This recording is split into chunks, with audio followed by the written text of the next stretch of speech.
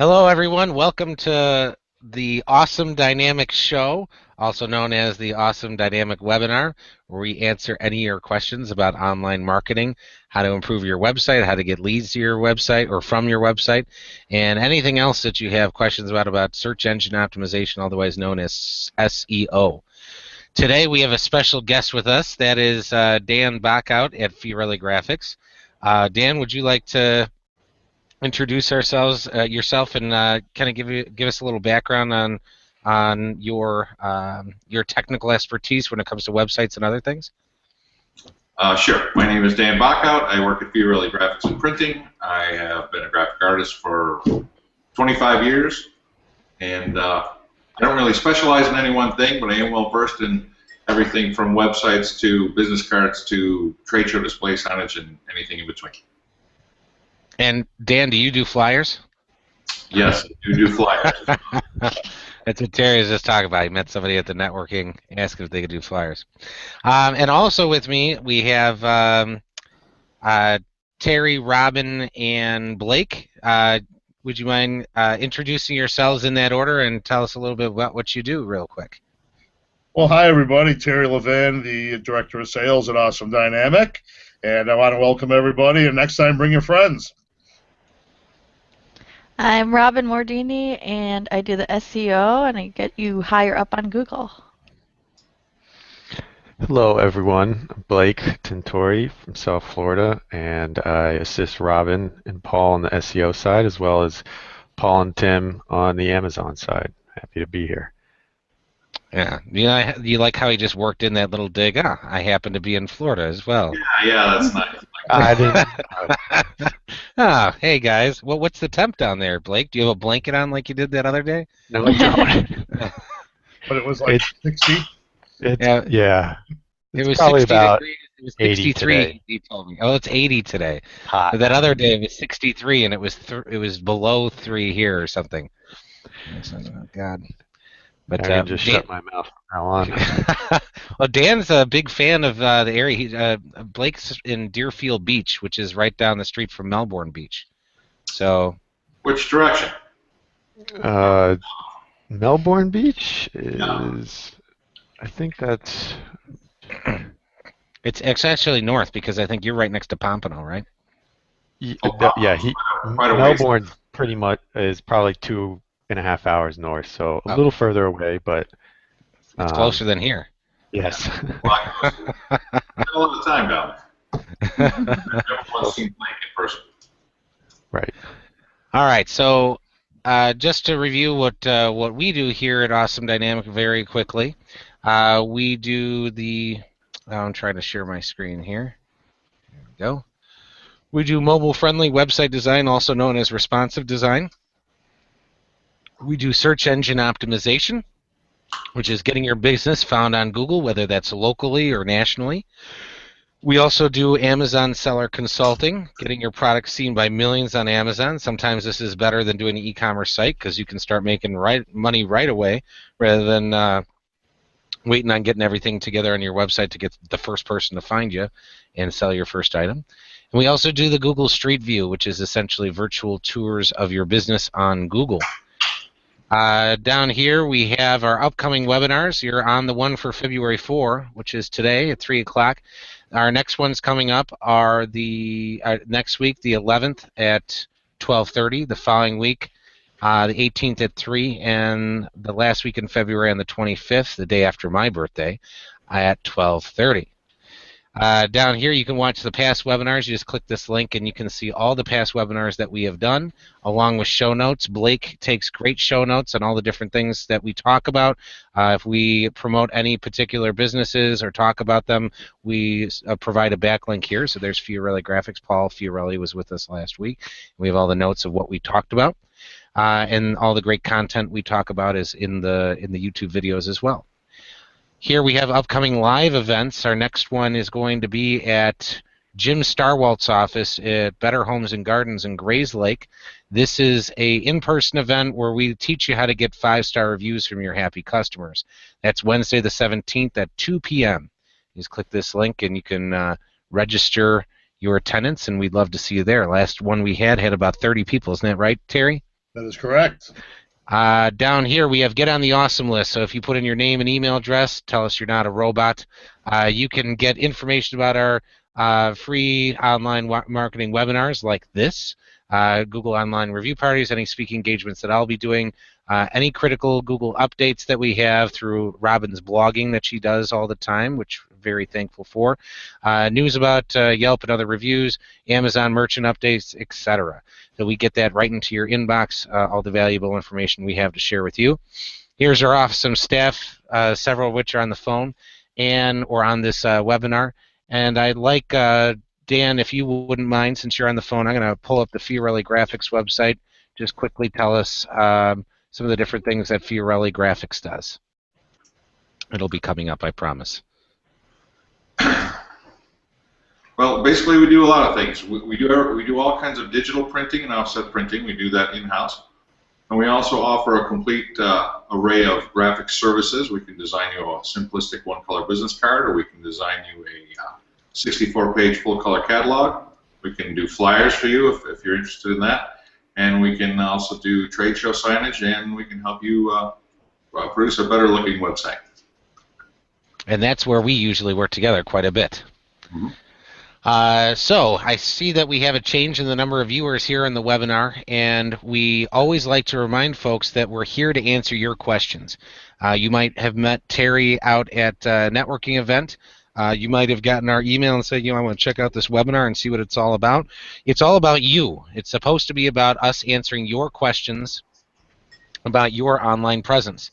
So please ask us your questions about why are my competitors in front of me? Why am I not showing up #1 on Google for whatever keyword search term?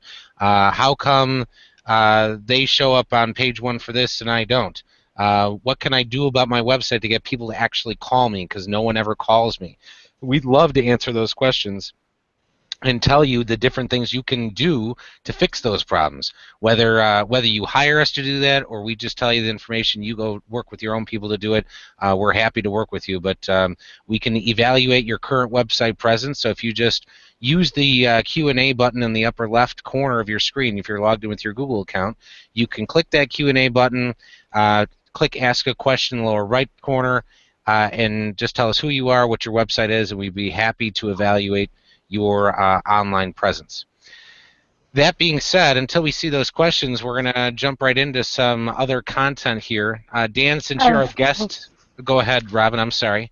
Yeah, I got a quick one if you want to start with that. But please, shoot. I had a small business owner ask me, why do I keep getting calls from Google, and they're not sure if it's Google or if it's someone else posing as Google, and they're always getting phone calls about their listing and things like that. All right. And what's the answer, Robin? What do you think? Is it really Google? Is it really Google? Well, 99% of the time it's not Google. Google rarely calls you. A lot of times it could be like an affiliate of Google or someone associated with Google. Usually what they're trying to sell is a virtual tour for your Google My Business page, or possibly SEO, or they're trying to sell you something. Sometimes it's towns promoting if they have like a GMBL event, which stands for Google My Business listing. So it's not always just selling you something. Sometimes it's something that benefits you. But most of the time it's an SEO company or a website company that's trying to sell you something. Google only calls if there's something major wrong with your listing, but I have seen them call before. So what you want to do is, if it's Google for real, they will be able to email you from an @google.com email address. So you can say, go ahead and email me the information from that email address, and then you can verify it's them. Right. So, yeah, there are a lot of people that misrepresent themselves. I've gotten the automated calls several times where it says, if you are the business owner or person in charge of marketing, press 1 now. And if you press the 1, I think they even start with the whole, your Google listing is in grave jeopardy and is about to be deleted unless you press 1. So those things are definitely scams. They're marketing companies that are trying to scare you into talking with them. And when you get them on the phone, I love hitting number 1 and talking to these guys, because then I'll start asking them questions, and they kind of skirt around the issue about how they're not really from Google. Oh no, we're a Google preferred agency, and I say, okay, well, what's the real name of your website? And I'll start asking more questions, and then I find out that there is no actual emergency, and they're just trying to get me to do business with them through fear tactics. Yeah, But it's go ahead, highly Ron. unlikely that they're going to delete your listing. Right, right. So, and you can actually control your own listing, which is something that we teach folks how to do all the time. I noticed that we have significant more viewers from when I mentioned it last time. Again, if you're joining us on the webinar here, sorry for all the glare on my screen, the sunshine's coming in here. Cool special effect. Yeah, yeah. But what was I just saying? Oh, if you're joining us now, please click the Q&A button. Ask us a question about anything that you'd like to know about search engine optimization, online marketing. We'd be happy to answer those questions for you. Robin, thank you for bringing that up. That's something we haven't talked about for a long time. Is it really Google who's calling me? Most of the time, if Google's calling you, it's because you clicked a button that makes Google call you, where you punch in your phone number and they're going to call you within a second of you hitting that submit button. Who asked you that, Robin? Just a friend of yours or somebody you met? It was my cousin's assistant. They does the tile business, and I was just showing her, how to fill out the GMBL, and she was just like, "Why do they always keep calling me? I don't know if it's them or who's calling me." Right. And a lot of people get those Yelp calls all the time, too. And all these people, you just tell them to remove you from the call list. I don't know why people don't do that, but I do it, and when I'm finally done having my fun with them, and then they stop calling me. Dan, since you're our special guest today, sorry to wake you up there. Special now. Wanted to know if, since you're our guest today, if there's anything in particular that you had questions about for SEO or different points that you like to bring up based on your experience working with us. Well, I really like the one Robin was just talking about, because we are one of those businesses that gets a lot of those calls, and I'd love to take the thrill that you do of cutting them down to size, but I just don't have as much knowledge as you do in that area. So I generally say, "Oh no, I'm afraid," and I hang up and I call you for help. That's a good point. So, Paul, what would you say is the top 2 or 3 questions you could ask to verify if they are or not Google? Well, I like your original idea, which is, well, if you really are from Google, email me from your Google email address. That's one way to knock it out right away. The other thing is, when you're talking to somebody like that, you'll notice if you ask any specific questions about what are you actually going to do, or what's exactly the problem. Can you show me? Can you email me some information showing me what the problem is? So this way I can have it verified. They won't want to show you anything because there really isn't a problem. If you start asking them specific questions about, well, what are you actually going to do to help me? Oh, a lot of these people will say, we have systems and processes to help you. Well, that didn't really answer the question. They just, they kind of skirt around any sort of specifics that they do. They just say that they're going to help you get #1 rankings. That seems to be the commonality. And if you ask them, well, how exactly are you going to do that? Oh, we have preferred placements with Google. Well, what does that mean? Are you doing pay-per-click advertising? Are you going to get a page of yours with my business name on it and put that on the first page? What techniques specifically are you going to use? Are you going to use backlinking? Are you going to use citation building? Are you going to use are you going to update the metadata on my website? So these are the types of things I could ask. Go ahead, Dan. What were you saying? Look at something in front of us. Okay, just a minute. Since there's no way we're going to remember everything you just said in rapid-fire machine learning succession like that, maybe you could put a little something on your website that we could reference when we're caught in the middle like that? Sure. Okay. Robin, you want to add that to your blog docket?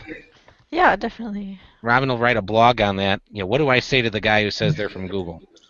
In the meantime, anybody can look on the show notes or the webinar tape of this afterwards and review that part as well. Yeah, but if you want to go more of a simple question, I would probably be a red flag would be that they're not very transparent. They won't tell you any specific information. Or you can ask, the Google listing's free, and I filled it out. Why are you charging me if it's free? Right. Good point. Sure. So, what else have you? Well, Dan, would you mind turning your speakers down just a little bit? Getting a little bit of feedback. Really? Yes. Didn't you have me turn them up right when we got here? No, your microphone, not your speakers, is what I wanted. Oh. You can actually adjust the sensitivity of your microphone. Anyhow. How's that? Better? Getting any feedback now? Test 1, 2, 3, 4. Chickens. No, I'm not getting any feedback now. Thank you. There we go. Wanted to ask you, Dan, another couple of things, and before I get into that, it's a change in viewers again. Those of you that are joining us, please use the Ask a Question button on the side of the Hangouts window here. If you're logged in with your Google account, you can ask us specific questions about your presence online. So please ask us those questions. We're here for you to answer those questions for you. So please ask us questions about your particular situation. We'd love to help you. We'd love to know who you are. We can't do that until you communicate with us through the Ask a Question area of this Hangouts window. Does it have to be about SEO? Could they say, hey, where did you get that shirt? They could. They could ask me where I got this shirt. Anything to get a conversation rolling? That's right. That's right. So, speaking of keeping the conversation rolling, Dan, tell us a little bit more about your experience with SEO. Well, I know that before we partnered with you guys, we really weren't getting anything from a website that we had for nearly 10 years. Not only did it look like it was created in the beginning of the internet, which it was, it performed in no way for us, even when we would try to verbally or drive people to our site with printed material.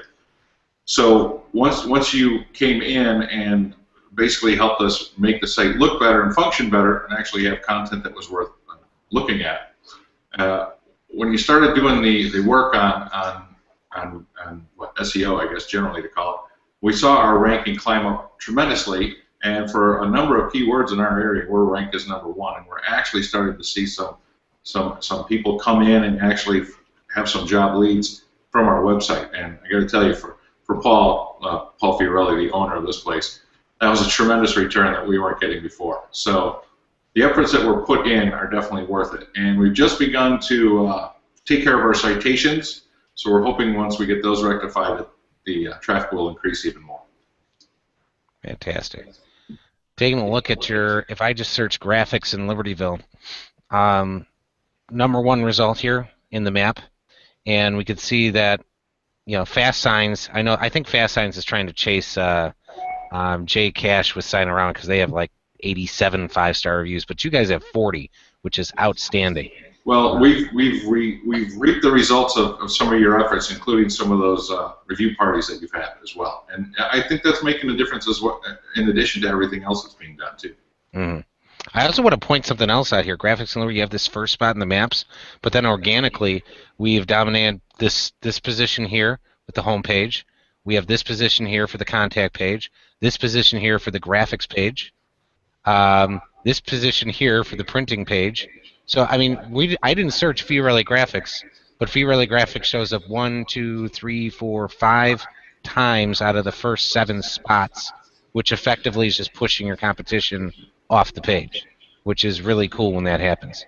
Yeah, that is cool. I'm surprised my phone's not ringing right now. All right. Terry, do you want to tell us about some of the folks that said they were going to be joining us today? Oh, there it is. There's the ring. There you go. Right on cue. You know what? I don't have any specifics for you here. I mean, there's a list of several today that I thought might be joining us, and I think maybe they are. We just need them to poke their head in there and ask some questions. That's right. I noticed that Laura from Destination College was signed up, and let me see if I can pull up. I have my screen being shared right now. Let me take a look at the people who said that they would be attending today. We also have, you see the still of Dan right there. We have Carol Stittier, Laura, and Tom Howe. So if you folks want to join us in the conversation, please post a question so this way we can talk to you about your specific situations. We'd love to do that. Robin or Blake, anything else you want to bring up? Otherwise, we'll go ahead and hop into some content and blogs that Robin's written lately and kind of talk about that. No, I'm good right now. If I come up with any questions, I'll surely raise them to our attention. Blake, is there any difference in SEO when you're in 80 degrees in Florida? Well, when you can cut the humidity with a knife, it gets kind of annoying trying to deal with all the sweat and perspiration. But no, it's nice when the birds are chirping and the sun's out. Just keep drilling it in there. Yeah. Thanks. All right, so let's take a look at the blog. So Awesome Dynamic has a blog here. And, since we don't have any questions, we love answering a question. I see we even have more viewers now. So again, please post your questions. Let us know who you are. We'd love to chat with you about your specific information. Robin has a page up. I'm going to share Robin's screen here with her most recent blog. So Robin, you want to review this one that you got in your screen here? Sure. All right, so a lot of people ask me, how can I rank higher on Google? What can I start doing today? So one thing that is a huge percentage of ranking on Google is having original content and fresh content on your website all the time. For example, like this blog, I'm updating this blog, twice a week, and it's showing Google that your website is not just stagnant, you're actually providing great content and recent content to your viewers. So one way that you can start today providing some valuable content is to use this technique.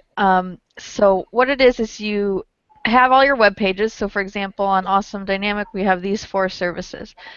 So if you have products, you would do this on the bottom of each product page.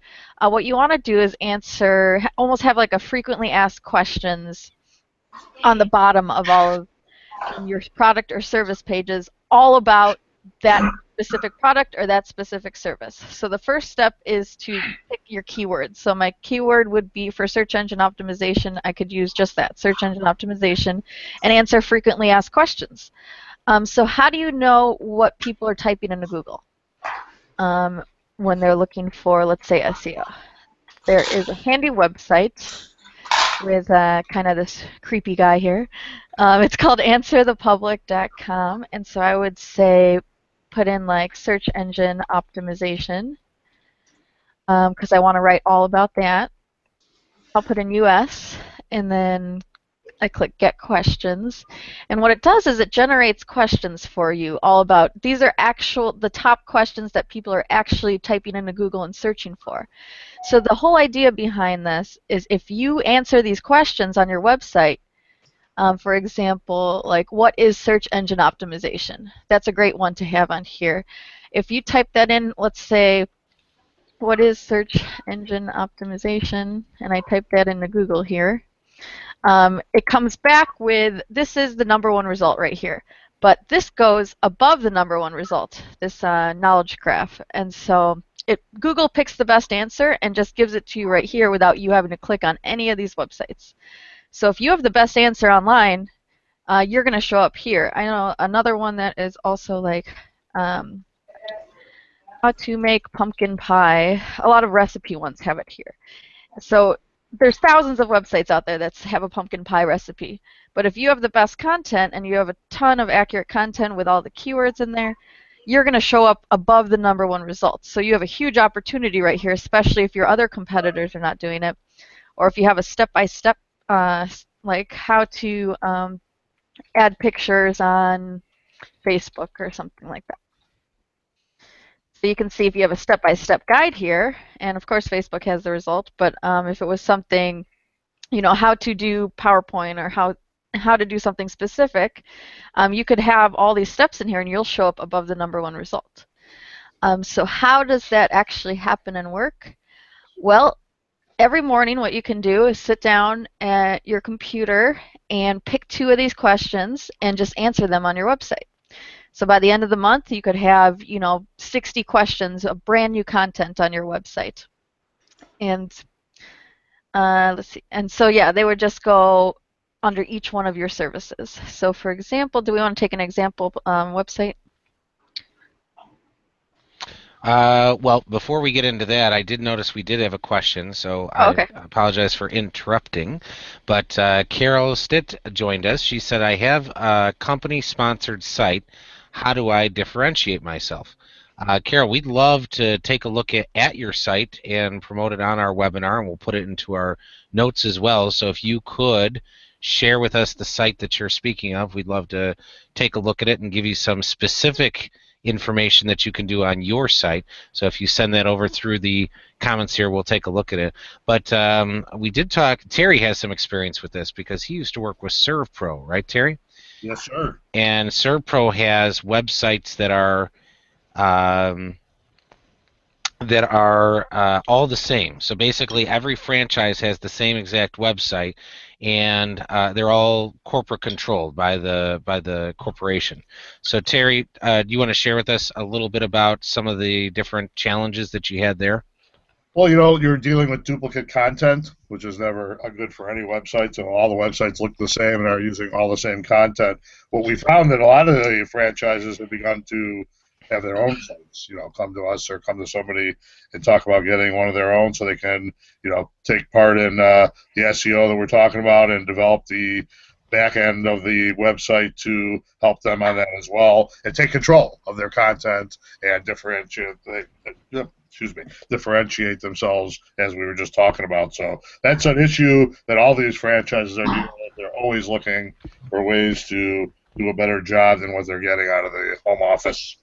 Right, and their objective normally is to promote the corporate brand, but they don't really have a strategy to promote each of the individuals in their own geographical markets. And Right. That's one thing that you really make a big difference of if you're able to control your own destiny. So one question I think I asked you, and this is something that Jay Cash does, he's with Sinorama, but I always ask, well, they say you have to use their website, but what happens if you don't? What's the consequence?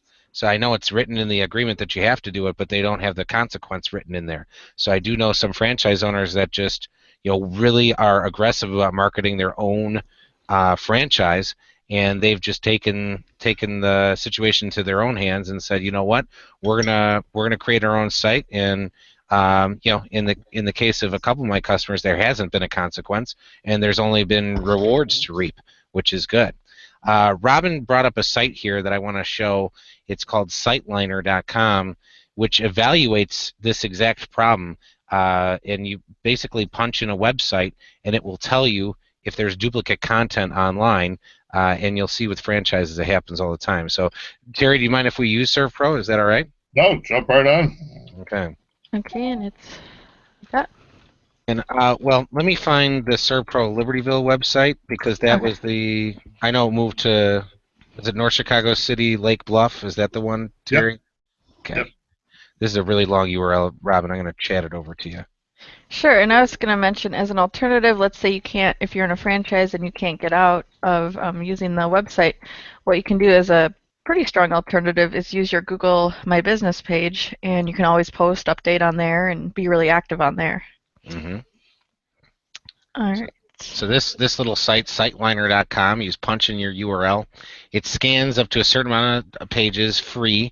There is a paid version of this that'll give you a lot more information.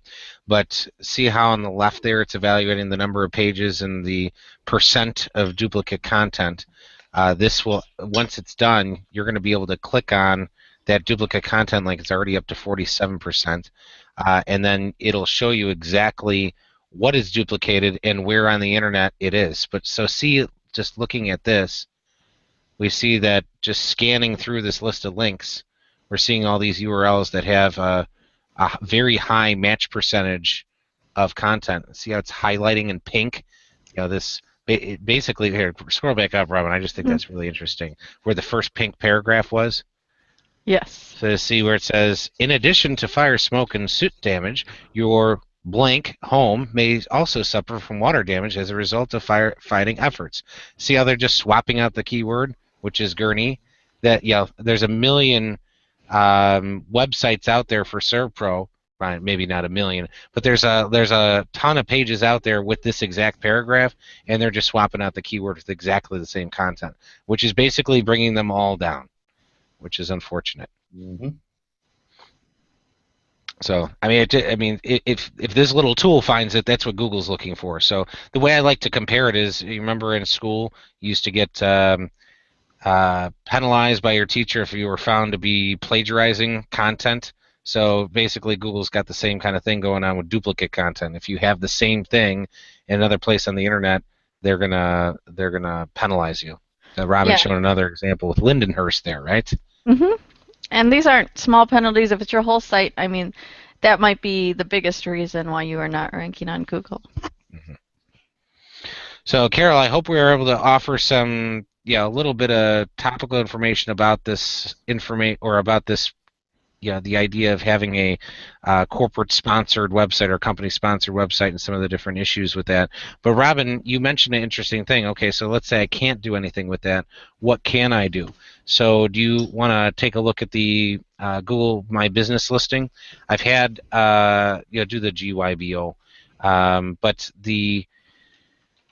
what I was going to say is a lot of people, I can't control my Google listing. They control that for me. I remember there was, I think it was Advocate Condell Hospital in Libertyville said, oh, we can't control that. I said, well, all you got to do is contact Google and have them dispatch a postcard, and then bam, you got control. So, I mean, that's as easy as it is. And then you have control of your own listing, and you can actually do something about at least your local presence in their mapping system. So, Robin, you want to tell us a little bit about the GYBO site here? Sure. This is where you can check if your business is in fact on the map on Google Maps, and that will affect everything from ranking on Google to showing up on GPS when people are looking for you. And so let's go ahead and press check my business. And then you would type in here.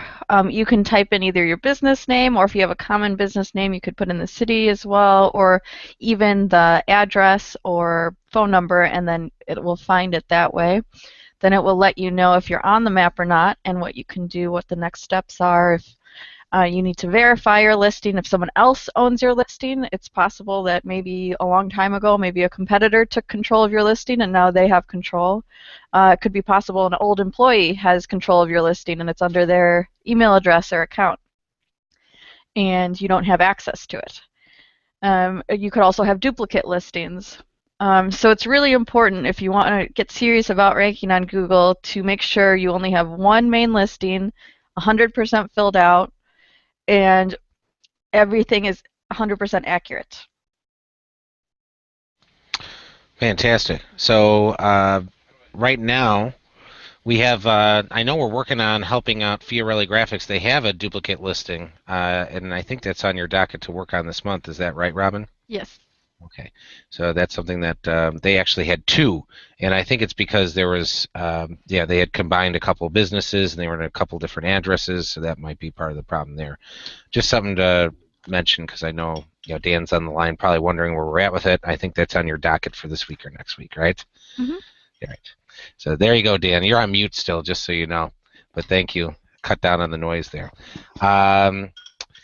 Let's see, Robin, you were talking a little bit about getting into the knowledge graph there and having specific questions answered when you answer specific questions in your website. You can get up there in a knowledge graph. What was your other blog article last week on?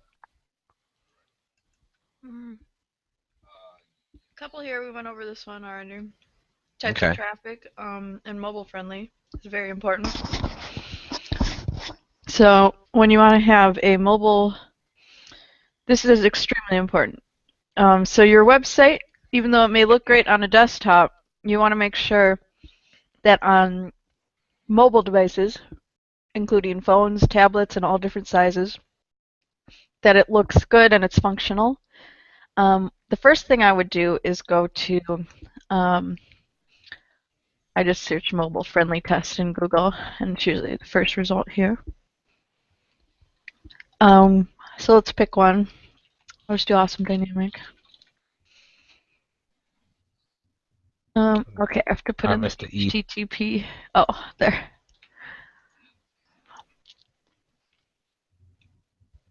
All right, this analyzes your test and gives you a little, I think it's a pass-fail deal, isn't it, on this one? Yes, you either get a green or you get a red, and it gives you suggestions. But we can take a look at the site so far. So here's the Awesome Dynamics site. You can see the menu goes across and the blog is organized there. But when we go smaller, you can see that this now turns into a menu. and it's down this way, so that's something Google's looking for. It was April, I think April 21st of last year, and that was the date that if you don't have a mobile-friendly website, you start to get major penalties on Google. So they were pretty lenient the first few months, but now that it's been, what is it, 9 months now since then, they are starting to crack down very hard on people that do not have a mobile-friendly website like this. So if your website does not stack and it's not if it looks the exact same on desktop and on a phone, you want to make sure to talk to your web professional to make sure that they are making your website responsive is the key word. So, because there is mobile friendly, for example, like Duda Mobile is one where you can do it yourself, but that's a good kind of a band-aid patch to go to mobile friendly and not get penalized. But in the long term, what you want to do is really invest in a responsive website. So you can see that, awesome, this page is mobile friendly. If it wasn't, you would get this red mark here and all the suggestions, and you can always learn more about how to make your website mobile friendly. So what does it mean, mobile friendly? Basically, it's got the menu that stacks, and all of the pictures, let's say your website's really wide with pictures going across. It'll actually start to stack all those elements up and down so you can scroll easily on a phone. And it also makes it automatic so that no matter responsive, what that does, it makes it so that any phone you're on, no matter how big the phone is, if it's a 7-inch screen, if it's a 3-inch screen, it's going to look good on any kind of screen. Because if you've ever tested it, on different phones and you see, oh, my website looks great on desktop, but then when I go on my friends' phones, it looks horrible. So a responsive site will take care of all of that automatically. Another thing they look for is the text too small? Can you read the text easily on your phone, or is it very hard to read? Another thing Google looks for is if the items are too close together to click with your finger, because when you're on the desktop, you have a mouse, it's easy to click, but when you're on a mobile device, if things are really close together and you keep accidentally clicking on the wrong link, that's bad for the user experience, but also you can get ranked lower on Google. But yeah, I just want to stress the importance of having a mobile-friendly website. And where did it go here? Which one are you looking for? Oh, your article?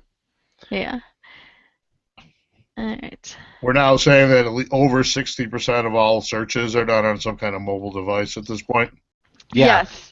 And although that's not for every industry, we have an industrial client that has that manufactures giant industrial rollers. I think they went up from 10% to 20%, 10% last year, 20% this year. But they jumped by double. But a lot of the people that are visiting their sites are sitting at desks and offices. But in general, across the board, worldwide, we're at over 60% traffic of all internet traffic is on mobile devices as opposed to desktops. Yeah, and here's another good point that I overlooked is that a lot of small businesses don't want to invest in making their website mobile friendly. But what happens is if you want to change anything on your website, you go back to your web developer, and now they're charging you 3 times for every change that you make because they have to do it on the website and desktop and mobile. So if you have a spelling error, they have to go log into 3 different things and change it 3 different places, and that a lot of times that makes a lot of errors. And then you have to go back and fix these errors. So anything that you do on a responsive site, you just update it once, and it will update on all of the devices, whatever device you're on. Right. That a couple of the different softwares that allow you to have a separate mobile site, they say that they synchronize, but they don't really synchronize in a really good way. So that's why you have to stay on top of updating it in all these different places. Plus, if you start getting into doing any sort of search engine optimization, you have to do it on all 3 different platforms too. So yeah, and there's nothing more irritating as well. You go to a website on your phone, and you're only able to get to like 3 or 4 pages. Let's say it's a restaurant, you can only get to the menu, the hours, and the contact us page, but you really want to see the music events. and that are coming up. Let's say that's something you wanted, or when's the next karaoke night, or whatever it is. And you like, well, I know this is on the desktop site, and then you have to scroll down and it says, oh, visit the desktop site.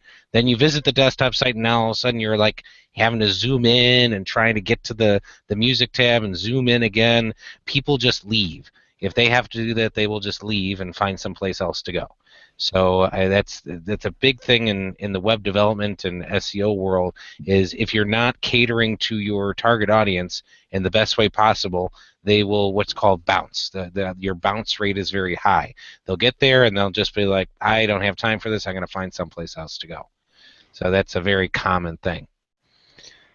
Dan, since you're a visitor with us today, I just kind of want to get some of your feedback on some of the different things we talked about to see if you had any unique perspective.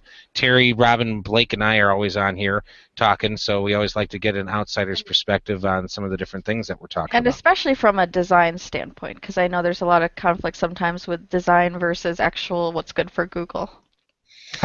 We had some of that last week. Responsive design, it's just a matter of learning how to curtail what it is you're doing, how you're planning at your site. If you can break it down into some blocking areas and maintain your creativity within those areas so that once the site condenses and flows properly for the mobile device, then you can still be as creative as you want. It's just a matter of changing your approach. As far as a lot of that other stuff that's been going by, it's a lot for a guy who doesn't do this stuff every day to digest. It's all impressive. I definitely want to have our website come up and have the best answer on the internet, but I don't remember a word on how to do that, so I'll have to go back and review on everything. For the most part, it's completely eye-opening in a bunch of areas that I never once considered or even knew was out there. It's a very helpful tool. What remember last week we were putting that site together that has the that 600 pixels from the top issue. A lot of people have these websites that have these giant pictures that are very impressive looking, and you and I were going back and forth about the importance of the content coming up right away versus the content underneath the slideshow being visible, and then how that conflicts with how the main photo or slider on the website. It goes exactly back to the first thing I was talking about, how we need to change our approach as designers to accommodate some of the things that are going to benefit the client when it comes to SEO. Their website template actually called for a picture that was side to side in the browser window. However, the photos that they took, which were done by a professional, weren't necessarily shot to fill that space. So if I were to fill that space, it would drive the vertical height of the picture way down past the 600 pixel limit that Google recommends. So it was just a matter of coming up with a different way of presenting the picture so that the client was happy and could show off how nice everything looked, but also meet the criteria that was going to get the benefit of all the SEO techniques. So it's just, you have to be flexible since the technology in this business changes by the hour, particularly in regard to Google. So we just keep up with it as best we can and mold along with the changes that come along. I shared on my screen here, so if you click on my screen, Dan, and then I'll make sure everyone else can see it here too. The new site that we're putting up for you, and this we can see that the typical slides that we see on sites are like this tall. And this is the square that I'm drawing with this tool here. And what happens is when you have a giant picture that tall, the information about what you do is really pushed down underneath that. And you're looking at my screen, which is a 24-inch widescreen monitor. Most screens, I'm going to draw a square. What most screens will see, especially laptop screens, with 60% of people being on mobile devices or the laptops, tablets, what we try and use as a rule of thumb is the first 600 pixels. So if we take a look at the first 600 pixels here, we could see even on a smaller screen, see at the bottom here, we can still see, okay, they do graphic design, digital printing, web design, but when we're looking at all this, the photo isn't pushing all that below the fold. It's all above the fold. So I can see, oh, there's something I can scroll down to, and then they will scroll.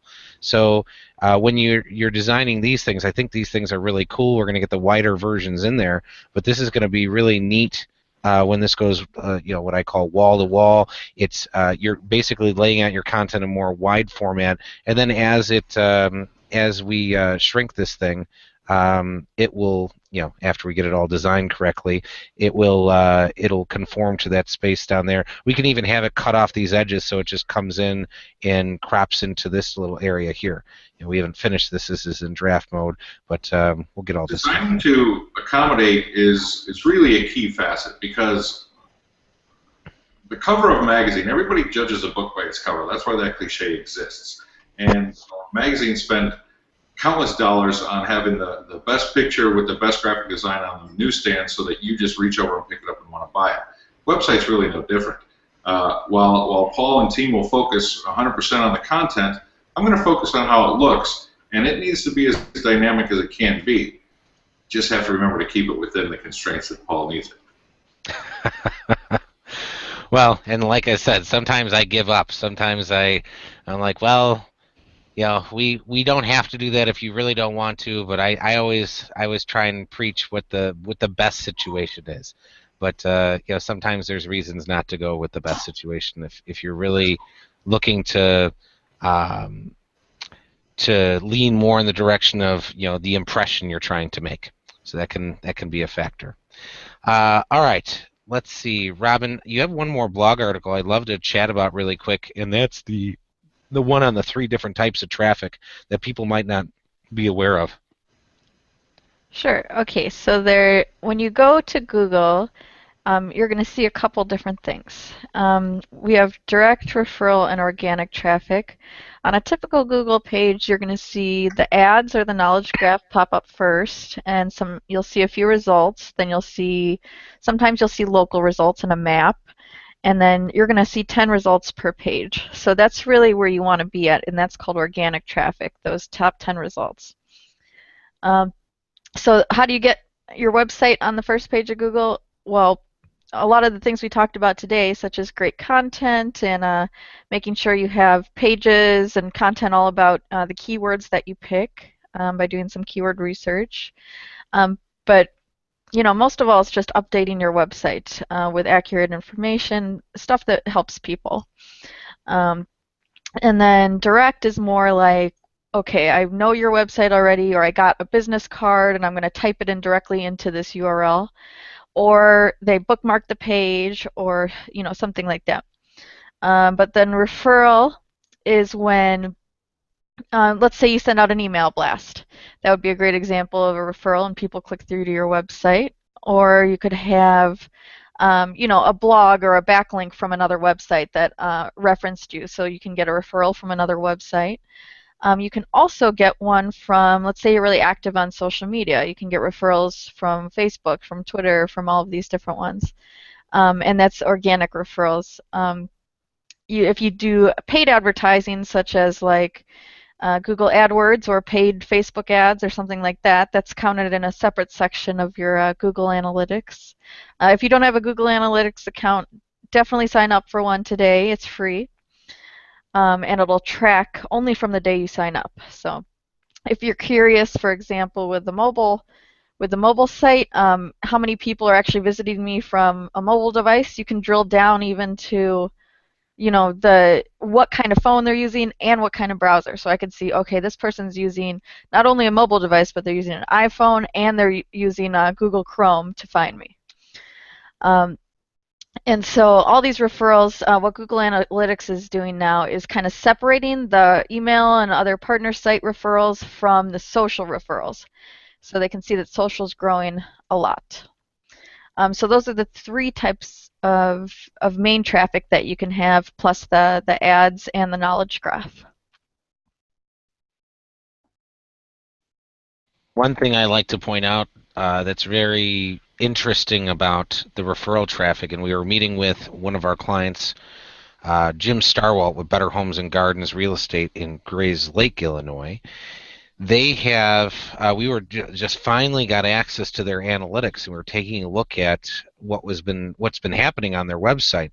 They told me they were really excited because mid-January they had paid for some Facebook ads, and you're looking at my calendar here, which isn't interesting to anybody. Just looks like I'm too busy here.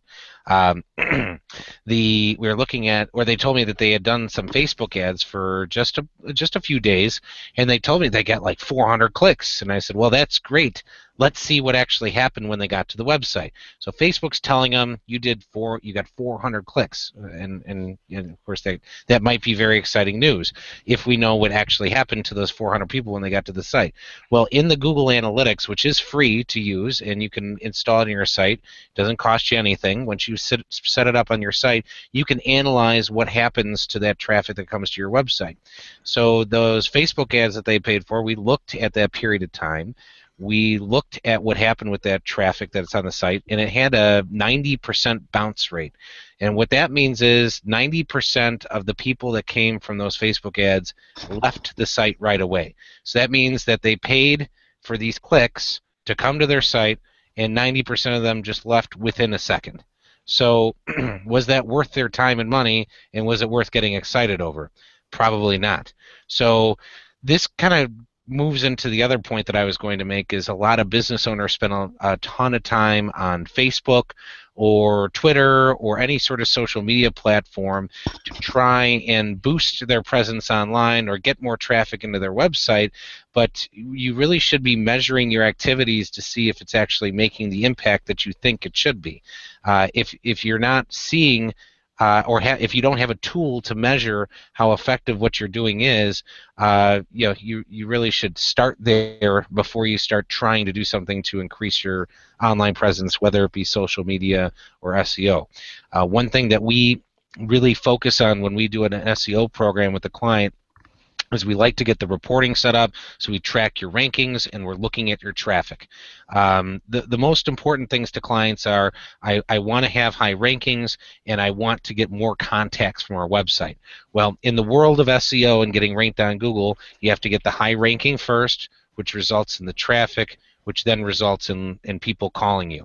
And the technical pieces are the ranking and the traffic, and then the feel-good pieces that make people want to call you is all about how the site makes someone feel and if it draws them in to want to learn more.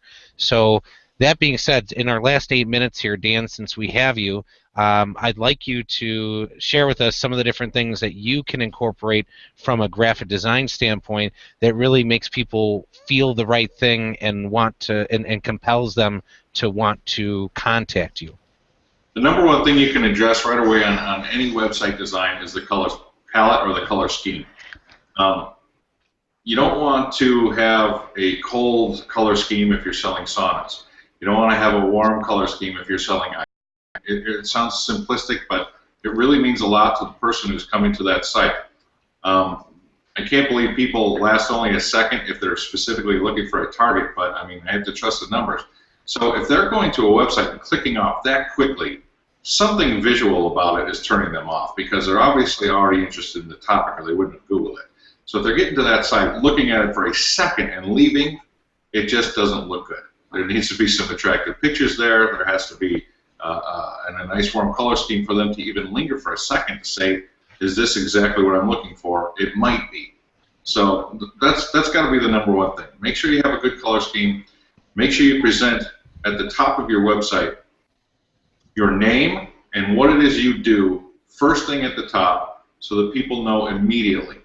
If it's something that they want, they're not going to leave as fast as 1 second. It might be 2 seconds, but you need to convey who you are and what you do immediately, and then have a good color scheme to try to lure them in the rest of the way. Having a nicely designed website and keeping things aligned and all that stuff, that's all secondary to the first things I spoke about. You should take care of those things, and they're important, but the other things are probably more important. I want to qualify that bounce rate because I gave the impression that it's a second, and I'm going to give you the real info on this, the real deal. Quick. It's quick. I'd like to make sure that everything we're talking about is It's definitely under 5 seconds. Well, I'm reading the most current definition. Of course, Google's always changing what they're doing, and their algorithm changes twice a day. All the time, we're trying to log into stuff, and they're moving buttons around everywhere.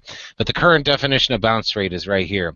At a glance, bounce rate is a percentage of single page sessions in which the person left your site from the entrance page without interacting with the page. And that could be up to 30 minutes. Yeah, so even if they sit on the page for 30 minutes and didn't do anything, it'll track it as one visit, but it'll track it as a bounce rate if they don't engage. So in our world, SEO engagement is clicking to at least one other page, and obviously we want as many as possible, and staying on the site for at least a minute and a half. So bounce rate is defined by staying on a single page and not doing anything. So that's what they're defining it as here. They talk about a number of factors that have to do with that. Might leave the site because of site design or usability issues. If they view a single page and they've not found the information that they want, there's no need or no interest to view other pages. So really drawing them into the website using the right color scheme, using pictures, enticing them to explore more is very important. They even talk about some site design issues, so redesigning the entrance page or landing pages, optimizing those pages so they correlate better with search terms and bring users into your site, with ads you're running or keywords that you've, of course they're talking about purchasing, which isn't necessary. But even if you have a site that loads slowly because the pictures aren't optimized correctly or they're very large file size images, that can cause your site to just load really, really slow. I mean, how many times have you tried to visit a site on your phone and it's just a blank white screen? You're staring at it for about 2 seconds. You're like, I don't have time for this. I'm going to click on the next result. That's a bounce right there. So, I mean, that's probably the most bounces that I perform as a user on my device. Is if I try and go to a site, it doesn't come up right away, I'm just leaving right away. So that's kind of my perspective on it, and a true definition of what the bounce rate is here. Let's go to the exit rate versus bounce rate on the side there. Let's see. Here we go. At a glance. To understand the difference in exit rate and bounce rate for a particular page, keep the following points in mind. For all page views, the exit rate is the percentage at which that were the last in the session. For all sessions that start with the page, bounce rate is the percentage that there were only one of the session. It's going to take us too much time to explain what all this really means. Session versus visitor versus everything else. We only got 3 minutes left. So we'll look into that possibly next time. But wanted to thank everyone for joining us today. Let me turn it back from my screen here. Normally we have a lot more questions on the webinar. We usually have a lot of folks interacting, asking specific questions. So if you weren't comfortable doing that this time, please come back next week. The webinar will be at 12:30 next Thursday, which is the 11th. So if you want to join us next Thursday, we'd love to answer any of your specific questions on the webinar. That's what we're here for. So if we don't have any specific questions, we'll just get into other stuff that we can talk about regarding SEO or what we blogged on, or if we have any special guests, we'll ask them their impressions on the topic as well. Also, just to remind you, we do website design, search engine optimization, Amazon seller consulting, and Google virtual tours. You can always give us a call at 800-238-1811 to give us a shout, or you can go over to awesomedynamic.com with any, or just visit our site, explore, learn about what we do. I got videos of me explaining each of the different services. We have our free blogs there. We have a product called the Awesome Dynamic Academy that you can check out, and you can sign up for our list, come to our free events. We got all sorts of information for you to help you out with doing better online. Would like to thank everyone for joining us today. Again, we had Dan Backout from Fiorelli Graphics. That's fiorelligraphics.com. Also, we had Terry, our sales director, Robin, SEO specialist, Blake, who helps us with our SEO, and Amazon. Thank you for joining us, and I hope you all have a wonderful day. Thanks, Paul. See you later.